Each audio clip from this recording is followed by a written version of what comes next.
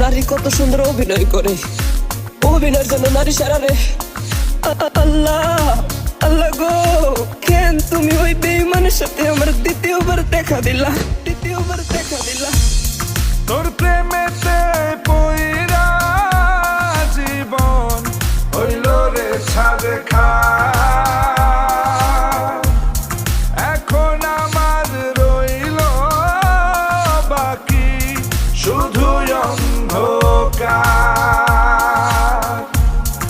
এখন আমার রইল বাকি শুধু অন্ধকার।